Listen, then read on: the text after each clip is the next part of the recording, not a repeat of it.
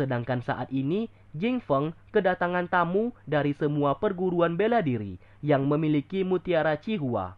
Mereka semua sangat khawatir mengenai berita hangusnya tanaman mutiara Qihua. Apabila memang benar, maka mereka tidak akan mau beraliansi lagi dengannya. Jing Feng mau tidak mau berbohong mengenai berita tersebut dan mengeles tanaman mutiara Qihua baik-baik saja. Mereka semua lalu meminta Jing Feng untuk menunjukkan keberadaan tanaman itu kalau memang benar baik-baik saja. Sontak, Jing Feng menjadi khawatir takut kebohongannya akan ketahuan.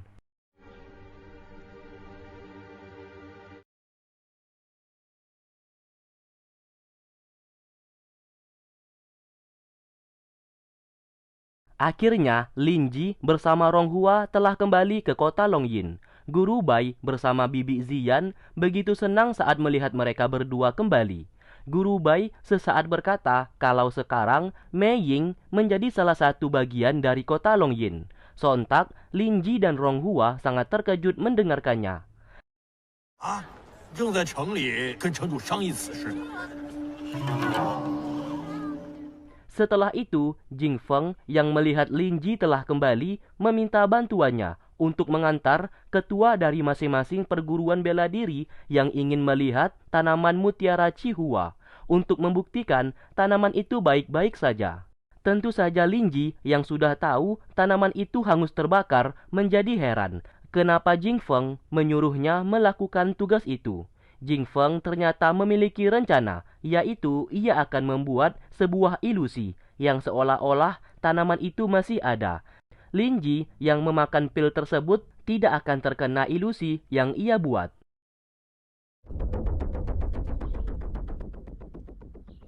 Lin Ji akhirnya membawa semua ketua perguruan bela diri sambil menutup mata mereka. Terlihat jelas tanaman itu hangus terbakar. Namun para ketua melihatnya, tanaman tersebut baik-baik saja. Tak lama kemudian, Jing Feng membakar para ketua perguruan bela diri yang ternyata ia ingin membunuh mereka semua. Tidak hanya itu, ia juga membuat ilusi yang seolah-olah Lin Ji yang melakukannya dan ingin membunuh mereka. Tentu saja para ketua di sana menjadi marah dan mencoba melawan.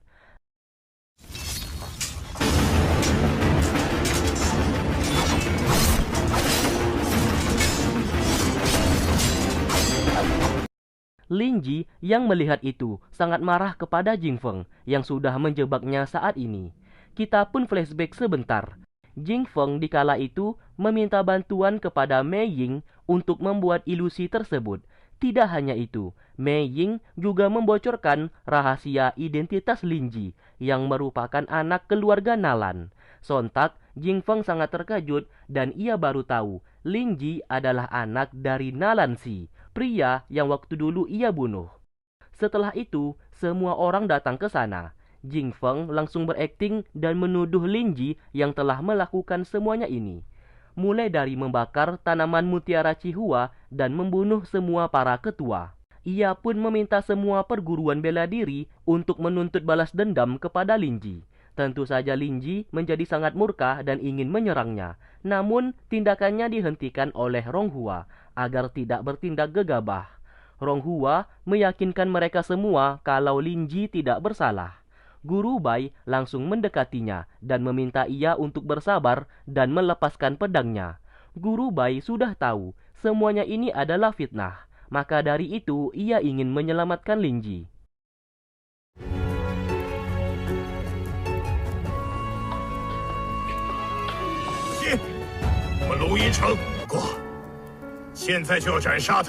Lin Ji lalu dikurung oleh Jing Feng. Di sana ia menyiksanya dan melumpuhkan tenaga dalam miliknya. Sambil berkata, andaikan saja Lin Ji bukan anak dari Nalan Si, mungkin saja ia tidak akan melakukan ini. Ia tidak tahu, karena sedari awal ia mengira Lin Ji adalah anak dari Ruhan dengan pria lain. Sebelum pergi, ia meletakkan sebuah botol berisikan racun serangga di tempat itu.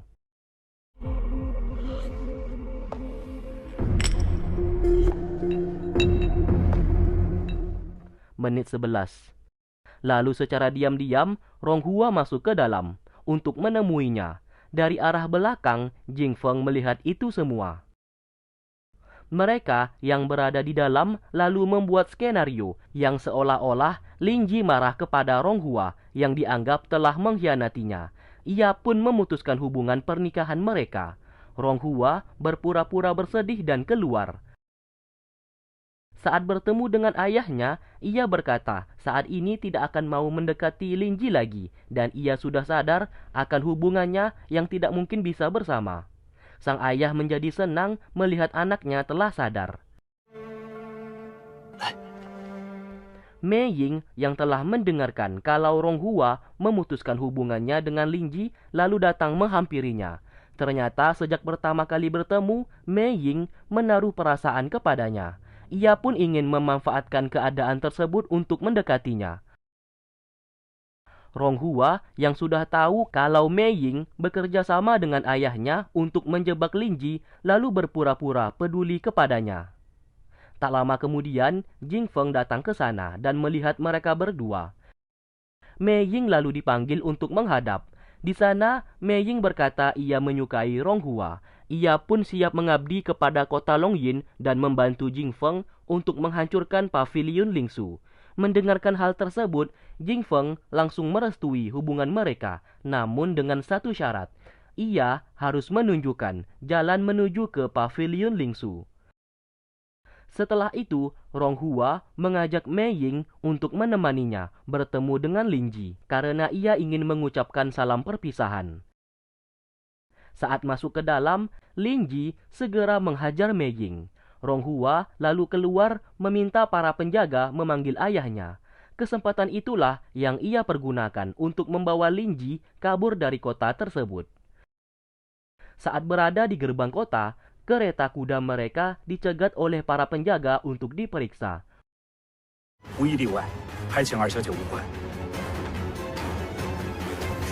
Untung saja Guru Bai datang ke sana dan membantu mereka lolos dari penjagaan. Jing Feng yang melihat Mei Ying tergeletak tak sadarkan diri menjadi marah karena Lin Ji telah kabur dari penjara. Ia pun mengutus pasukan untuk menyebarkan berita kalau Ronghua telah diculik oleh Lin Ji. Singkatnya, mereka pun berhasil kabur dan Guru Bai hendak kembali. Lin Ji bersama Ronghua berterima kasih atas bantuannya. Sesaat, Lin Ji berkata apabila Guru Bai dalam masalah, paviliun Lingsu siap menerimanya.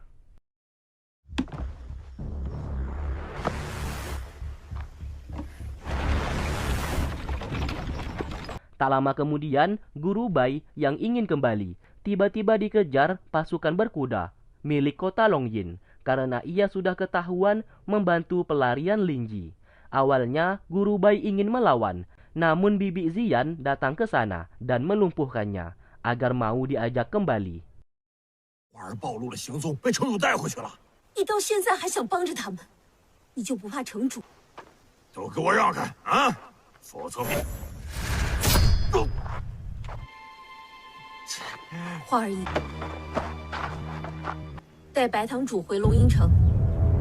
Lin Ji bersama Ronghua yang sedang kabur menggunakan kereta kuda akhirnya berhasil disusul oleh Jing Feng yang membuat mereka tidak bisa kabur lagi.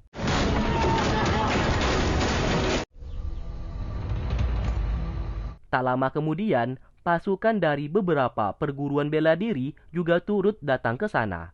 Jing Feng kembali memfitnah Lin Ji kalau ia telah menculik Ronghua dan harus bertanggung jawab mengenai apa yang telah dilakukan oleh Lin Ji. Beruntungnya, Ming Su datang tepat waktu dan mencoba membela Lin Ji. Semua perguruan bela diri menjadi terkejut akan kehadirannya. Mereka tidak menyangka sekte Ming telah bangkit kembali.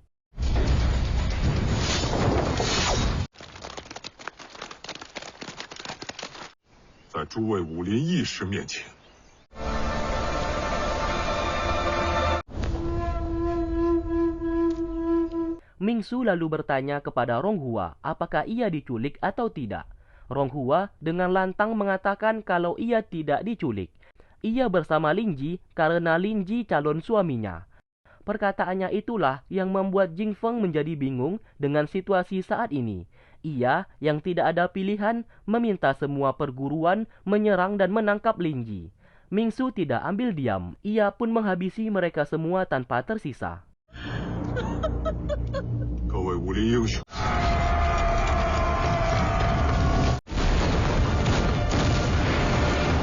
Singkatnya, Jing Feng kembali dalam keadaan terluka. Guru Bai mencoba mengobatinya, namun ia tidak mau dan balik memarahinya. Karena Guru Bai yang menyebabkan Lin Ji bersama Rong Hua menjadi pergi. Sesaat wajah Jing Feng terluka akibat serangan Mingsu. Melihat itu, Guru Bai segera mengobatinya. Apabila tidak, lukanya tersebut akan menghancurkan wajahnya. Di sisi lain, Lin Ji dibawa ibunya ke dalam goa dingin untuk mengobati tenaga dalamnya yang dirusak oleh Jing Feng.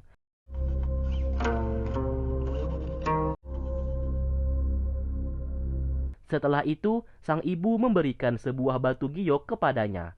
Giok itu milik ayahnya di saat dulu sebelum meninggal, dan sang ibu meminta Lin Ji untuk menyimpannya karena kelak akan berguna.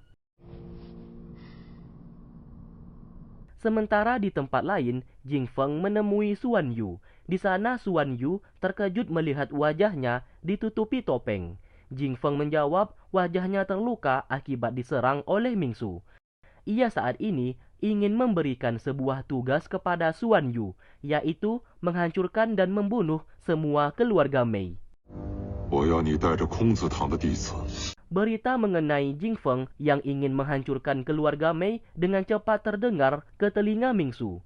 Ia pun memerintahkan anak buahnya untuk segera memberitahukan informasi tersebut kepada Paviliun Lingsu.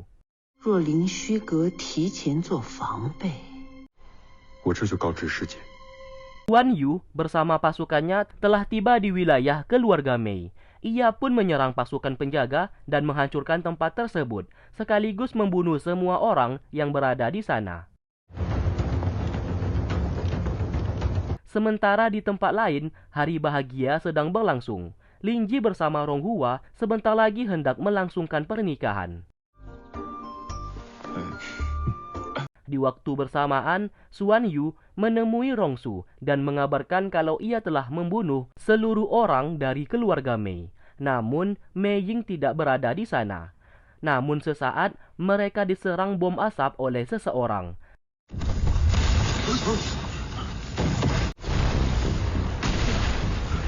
Ledakan tersebut terdengar sampai ke telinga Lin Ji dan yang lainnya. Merasa ada yang aneh saat ini, Lin Ji izin pamit kepada Rong Hua yang kini menjadi istrinya.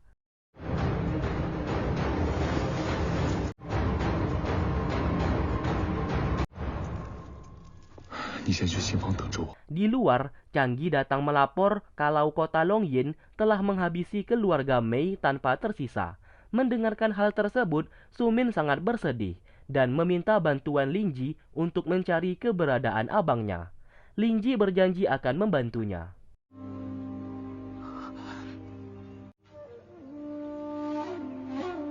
Di sisi lain, Jing Feng menghampiri Mei Ying, yang ternyata mereka berdua ini telah merencanakan semuanya ini. Mei Ying bahkan rela seluruh keluarganya dibunuh, agar bisa mendapatkan kepercayaan Paviliun Lingsu, dan seolah-olah kota Longyin telah menyerangnya. Mei Ying dipinta oleh Jing Feng untuk menyelinap masuk ke dalam Paviliun Lingsu. Jing Feng berjanji akan memberikan status dan jabatan kepada Mei Ying saat kembali ke kota Longyin nantinya. Akhirnya, misi pun dilakukan. Terlihat pasukan kota Longyin menyerang Paviliun Lingsu, dan peperangan pun tak dapat terelakkan.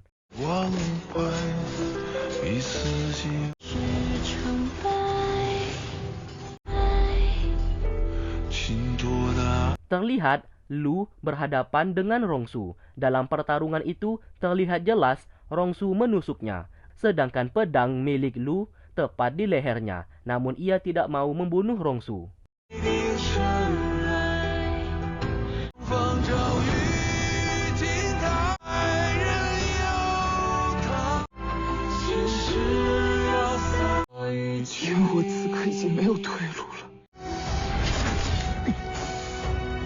Di waktu bersamaan, Mei Ying berhadapan dengan Ruhan. Di sana, Ruhan sangat muak melihat wajahnya yang merupakan pengkhianat.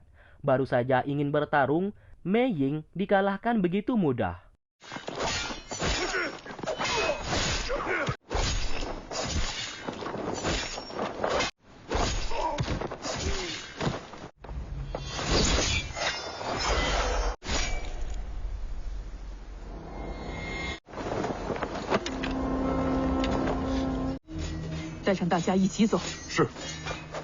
Di malam harinya, Ronghua disandera oleh ayahnya sendiri untuk mengumpan Lingji bersama ibunya datang ke sana. Bahkan ayahnya sendiri tidak akan segan-segan membakarnya.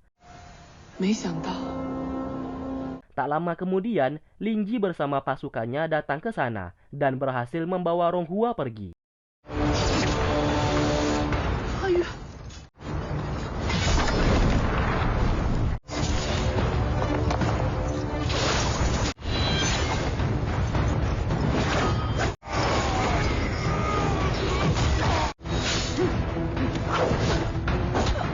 Di saat hendak meninggalkan tempat tersebut, anak panah dilepaskan ke arah mereka.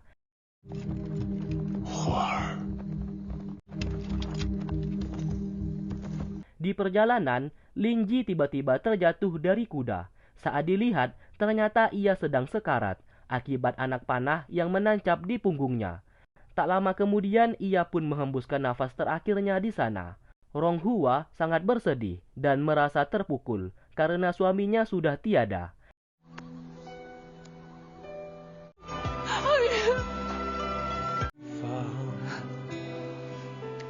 Ia pun tidak memiliki tujuan hidup lagi. Sambil membawa sebilah kayu yang telah ia asah, Ronghua pergi dari sana untuk menahan kakaknya yang saat ini sedang mengejar. 少夫人，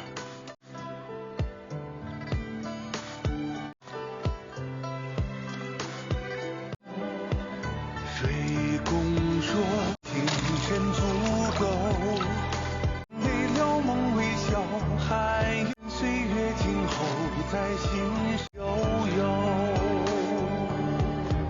总有酒意情深足，若情未